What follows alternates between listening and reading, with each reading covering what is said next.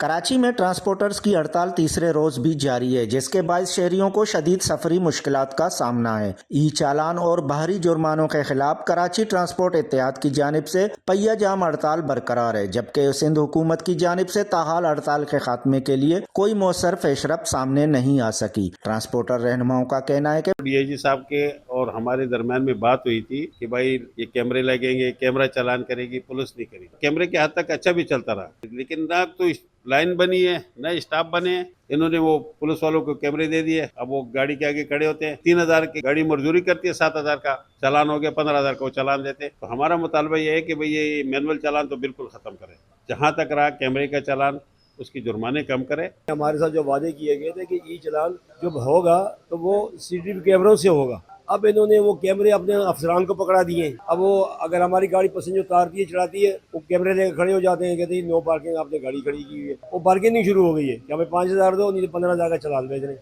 وہ جو چلان آپ کہے وہ 15 دن کے 14 دن کے بعد وہ ڈبل ہو جاتا ہے، ڈبل کے بعد ٹرپل ہو جاتا ہے، سود پہ سود لگ رہا ہے۔ وہ آپ نے افسران کے ہاتھ میں کیمرے پکڑا دیے، یہ تو رشوت کا بازار ہے، کچھ بھی نہیں ہے۔ تو ایک چالان ابھی سر وہ یہ ہو گیا کہ بھائی ایک چالان 15,000 کا ہو جاتا ہے، ہم کو پتہ نہیں چلتا ہے، ایک ہفتے کے بعد ہوتا ہے کہ وہ 30,000 ہے۔ دوسرا ہمارا جو مسئلہ تھا، اس نے بولا کہ آپ کرایہ زیادہ نہیں لو، آپ کو سبسڈی دیں گے۔ وعدہ کیا کہ بھائی آپ کو ہم 2,40,000 روپے پر مہینے کا دیں گے، آپ کرایہ زیادہ نہیں۔ اس وجہ سے ٹرانسپورٹر مقروض ہو گیا، 4 لاکھ روپے وہ مقروض ہے کہ گاڑی۔ شہریوں نے حکومت اور ٹرانسپورٹر سے مطالبہ کیا ہے کہ مسئلے کا فوری حل نکال کر عوام کو درپیش مشکلات کا خاتمہ کیا جائے۔ کیمرہ مین زبیر میمن کے ساتھ حیات بلوچ، وش نیوز، کراچی۔